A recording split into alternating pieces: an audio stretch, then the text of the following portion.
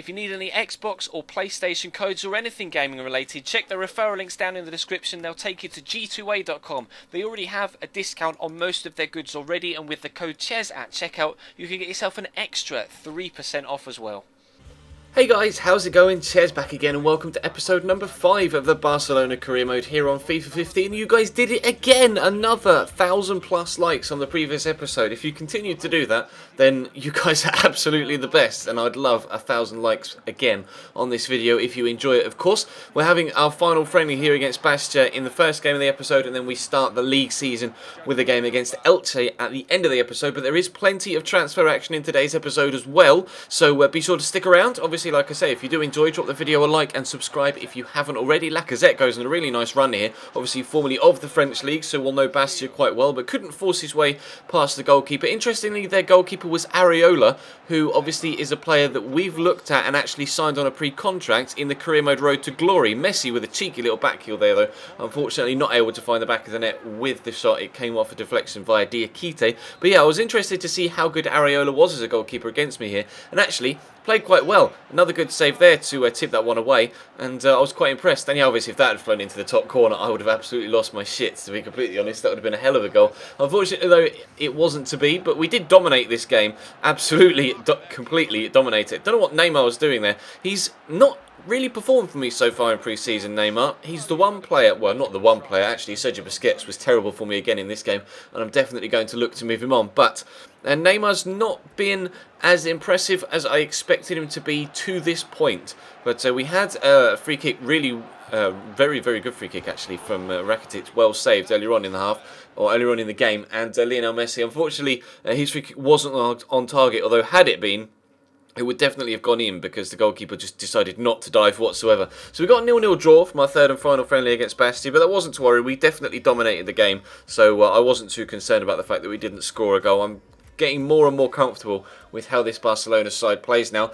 Now, I was looking at Raja Nainggolan, and obviously made clear in the previous episode that he was going to be my main target, but Miralem Pjanic was definitely the most popular potential target in the comment section of the previous episode. So we're actually looking at both Roman midfielders here, going in with cash bids initially to see what they say, and eventually they came back and said, actually, you know what, neither of those cash bids are what we're looking for. Then it occurred to me, you know what, why not just put Sergio Busquets as part of the deal? We want to move on Sergio as well. He's valued at around about 18 million, so I could just use Busquets and then for a minimal fee bring in either player. So we'll try and do that, offering Busquets plus 4 million for Pjanic, and I think I'll do the same plus 2 or 3 for Raja Nainggolan, yeah, for 2 million. So the total 22 million and 20 million apiece, the deals.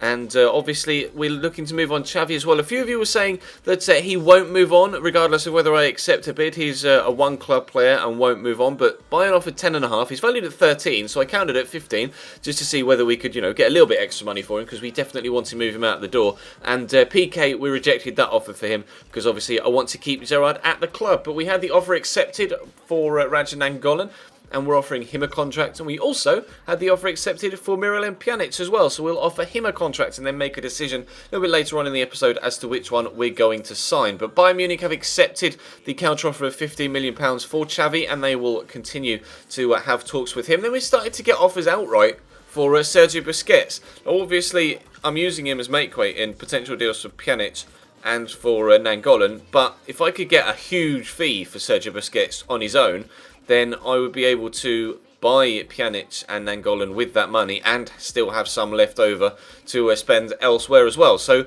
I'm not necessarily against selling him on just for cash and then buying Pjanic and Nainggolan for cash themselves. Obviously, if Athletic and Chelsea don't meet my valuation, we won't be able to sell him for a cash deal, and I will use him as make-weight in the other two. And as you can see, Athletic and Chelsea really not keen on matching anywhere near 30 million. I'll counter offer 27.5 for both, but we'll see what happens there. We get a big offer in for Pedro, though. Now, Pedro is a player that obviously at present is still at Barcelona in real life, but I'm not sure how long he's going to be there. Obviously, we're expecting, or it is widely expected, that he will leave Barcelona this summer. So I've left a straw poll in the description down below. You'll have to let me know whether I should keep Pedro or whether I should sell Pedro. Vote on the straw poll down below. Let me know whether to keep him or sell him, and that I will do your bidding in the final episode as we head towards transfer deadline day. And we will see what the future of Pedro holds, but we get both offers accepted for Pjanic and Nainggolan, and I couldn't decide which one to do. So I thought, you know what?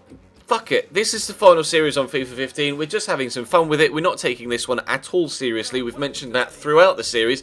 I'm going to cheat. I'm going to use that little glitch that we found in the Spurs career mode, where if you accept both offers on the same day at the same time, you can use the same player as make weight in both deals. So we've brought in Raja Nainggolan and Miralem Pjanic. I know some of you are going to hate me for that. I really don't care. Miralem Pjanic is going to start at CDM in the first game of the La Liga season at home at the Nou Camp, or at the Camp Nou, against Elche, and Nainggolan is on the bench. Sergio Busquets is out the door. Xavi has gone to Bayern Munich as well. He did accept the contract offer from them, so clearly not a one club player, or maybe he only says he's a one club player if you're trying to buy him from elsewhere, because he went to Bayern at the first time of asking, so not really too much I could do about that. But obviously we wanted Xavi out the door anyway, so wasn't really too fussed. I was pleased that he went, so we made big money from Xavi. We also were able to bring in 2 new midfielders thanks to the cheeky sale of Sergio Busquets.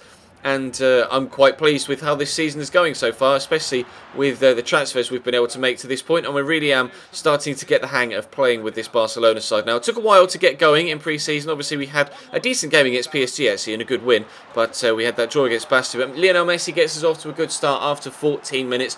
You would expect us to come away with a comfortable win at home against Elche, to be completely honest, but matching the expectation is not always as easy as it might seem. Obviously we are playing on Legendary in this series, and as you saw from the Chelsea series in that third and final season, I'm not the best when it comes to Legendary, so we'll have to wait and see if we can be as comfortable in or on Legendary against Elche as Barcelona are in real life. But we're 1-0 up already. Rakitic gets this ball into Iniesta, lovely turn around the defender and rifles it into the bottom corner. So 27 minutes in, we have ourselves a 2-0 lead. It's appearing that it might be as comfortable in real life against Elche as it is in real life. We're continuing to be on top here. Rakitic is going to work it out wide to Dani Alves, playing the ball about really nicely here, as do in a similar fashion to Barcelona in real life. Pjanic on his debut draws a good save out of Titan to unfortunately let the pole in between the sticks deny us the opportunity to go 3-0 up. And actually Elche are kind of a little bit wasteful in possession there. They get it back 2 or 3 times. Lovely lob ball over the top, brilliant first touch from Lacazette,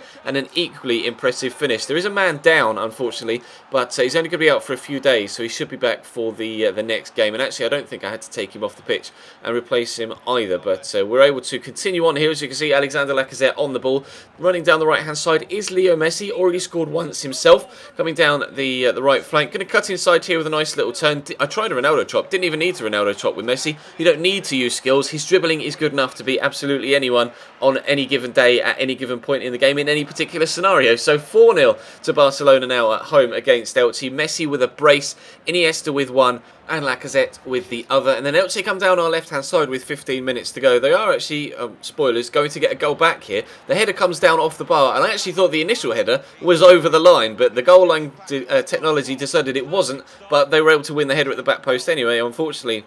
And the man underneath, I think it was Jordi Alba, wasn't quite strong enough to be able to challenge for the ball in the air. Got caught underneath it, and they were able to pull one back. But we get a cheeky 4-1 win in the first game of the La Liga season, so I'm delighted with that and the performance to go along with it. Now we have 32 million here to spend. Now if you decide to move on Pedro, then we will have a lot of money to bring in a new winger. If you don't decide to move on Pedro, then we've got a lot of money to either keep till January or use for another position. So let me know in the comments section what you think we should do with Pedro, or how you voted on the Pedro vote. If you vote to keep him, then let me know where else I should spend that money. If you voted to sell Pedro, let me know who to bring in to replace him. But that's going to bring today's episode to a close, guys. Thank you very much for watching. Like I say, drop the video a like if you enjoyed, subscribe if you haven't already. It would be great if we could hit over 1,000 likes again for this series. You guys continue to really enjoy it, and I'm continuing to really enjoy making it, so that's the best of both worlds, really, isn't it? As you can see, Cordoba and Rayo Vallecano yet to play, but I don't think either of them will be topping us at the table, or topping us at the top of the table. Real Madrid, though, did win their opening game 1-0, but no win for Athletic Madrid. They lost 1-0, so either to Real Madrid or Granada, so you would presume it was 1-0 to Real Madrid, but I mean, if Granada beat Atleti, then that's a real turn up for the books. But that's going to bring this video to a close. Thanks for watching, guys. Really appreciate all the support. There'll be a afternoon stream a little bit later on Formula 1. There'll be a Career Mode Road to Glory episode a little bit later on tonight on the YouTube channel, channel, and there'll be another stream later on tonight of Football Manager over on Twitch as well. So follow the link in the description to Twitch if you want to. Follow me on Twitter, if you want to, and obviously follow all of the other links in the description to Instagram, to Facebook, and to my sponsor G2A. But for now, I will see you next time.